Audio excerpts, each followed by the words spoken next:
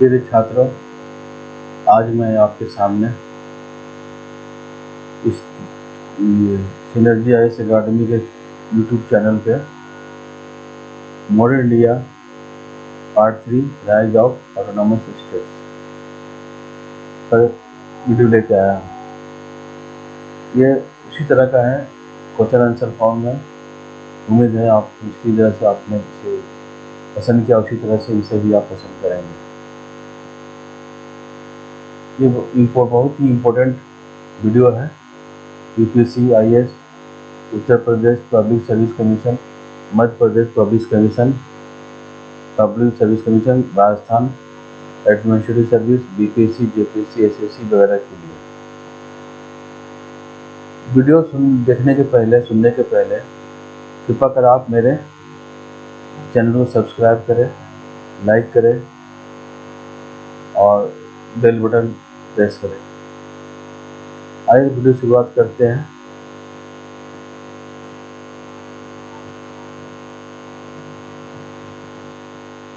पहला सवाल है,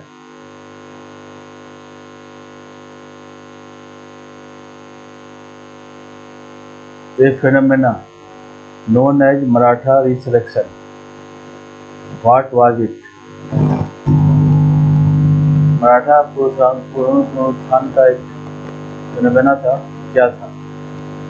इसका जवाब है पेशवा माधवराव, जो 1761 से 72 तक मराठा एम्पायर का राज किया। उन्होंने खोए हुए किस्मत, जो मराठा एम्पायर का सभी मराठा साम्राज्य खत्म हो चुका था, उसे फिर से वापस लाया। इसे ही phenomena known as Maratha resurrection.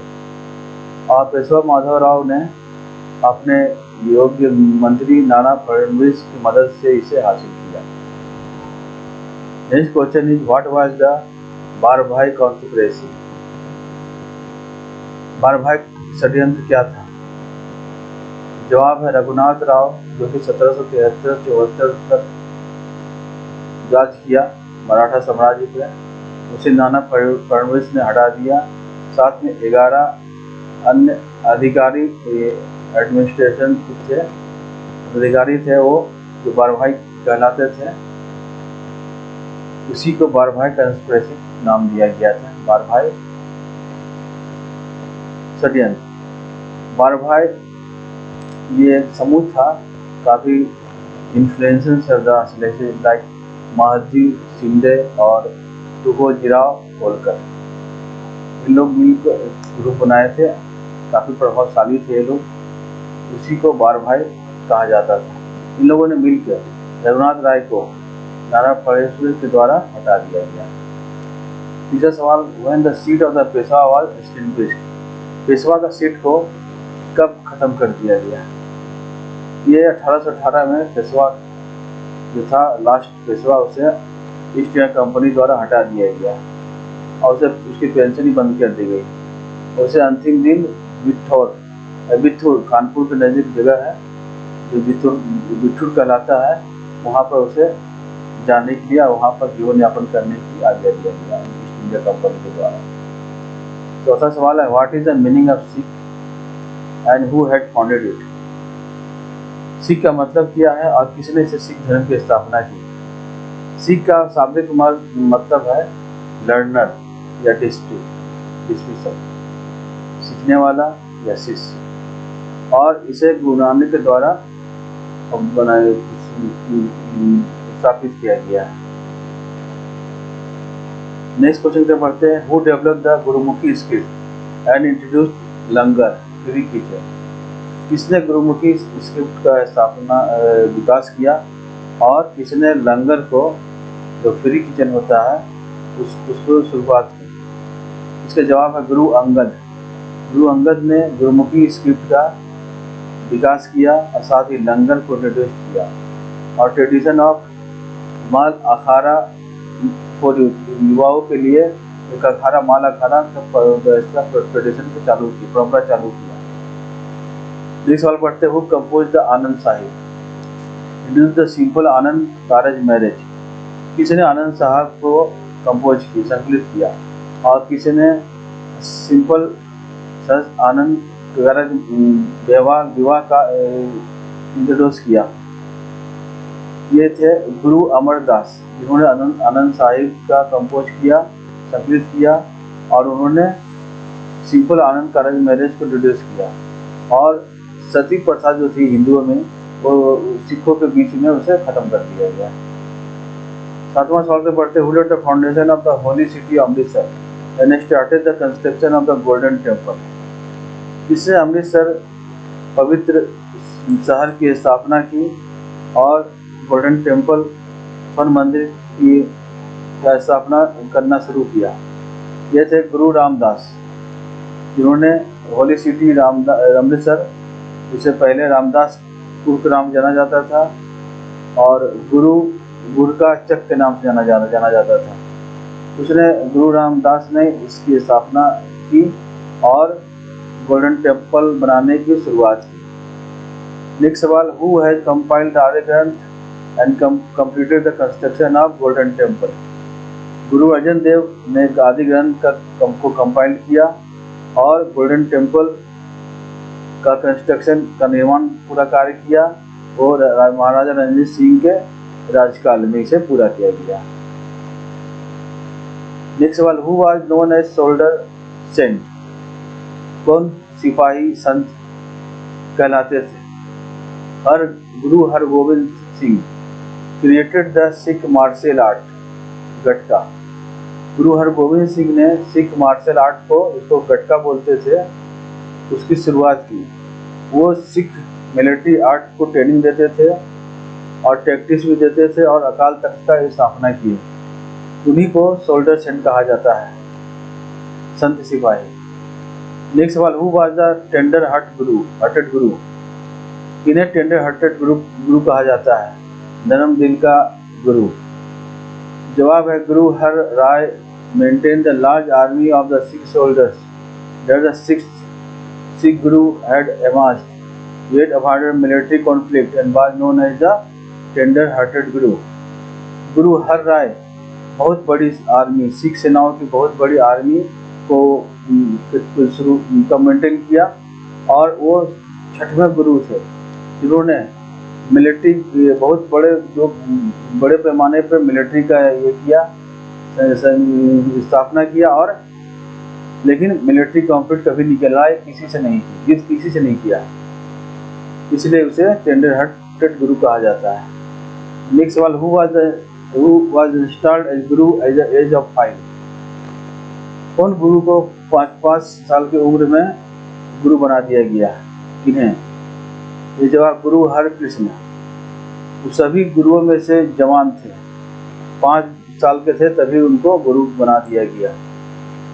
Next सवाल, who Sikh guru had refused to accept Islam. किस सिख गुरु ने इस्लाम को स्वीकार करने से इनकार कर दिया। गुरु तेग बहादुर ने इस्लाम बनने से रिफ्यूज कर दिया, इनकार कर दिया। उनके सर को काट के दिल्ली में टांग दिया गया मुगल बादशाह औरंगजेब ने। नेक्स्ट सवाल, who had transform the Sikh into military force. किस सिख ने, गुरु ने सिख को मिलिट्री फोर्स में बदल दिया। जैसे गुरु गोविंद सिंह, जिन्होंने सिख को मिलिट्री फोर्स में बदल दिया। खालसा नाम के एक संस्था से 1699 में उन्होंने इस संस्था की स्थापना की और सिख को मिलिट्री फोर्स में बदल दिया गया। नेक्स्ट सवाल, who were misls during period of Sikhs. Sikh के समय में मिल्स किसे कहते थे। In the face of severe Mughal repression, the Sikhs had organized themselves into several small mobile bands called Jathas, each headed by a Jathedar.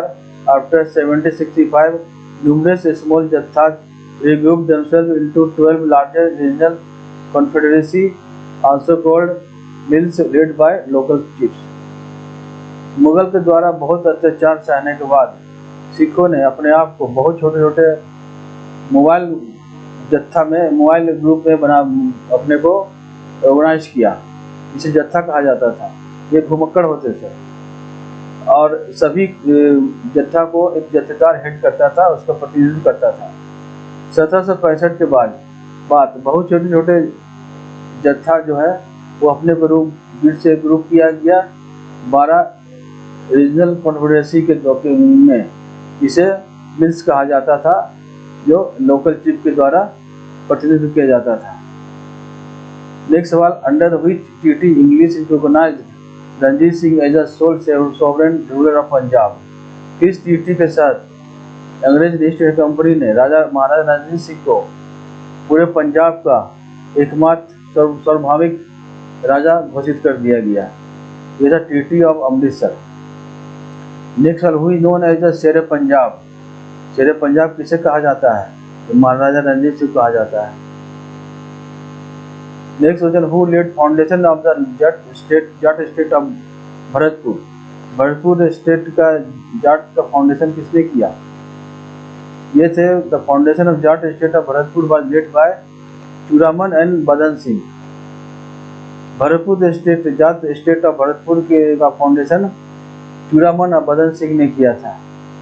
Next, under which ruler Jat power reach its glory and he was called as the Plato of the Jat tribe and the Jat Ulysses for his study intellect and clear vision. Churaman Badan ये किस राजा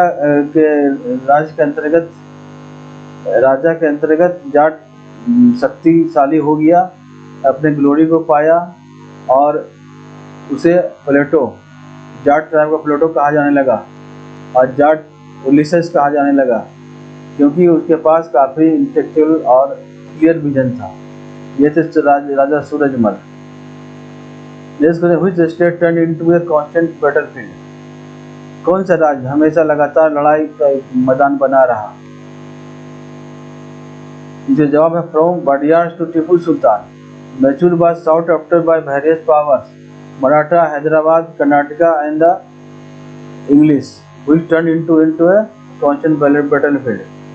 मैसूर जो था वो वाडियार से टीपू सुल्तान तक सभी लोगों ने वहाँ उसे पाने के लिए, हथियाने के लिए लड़ाई किया।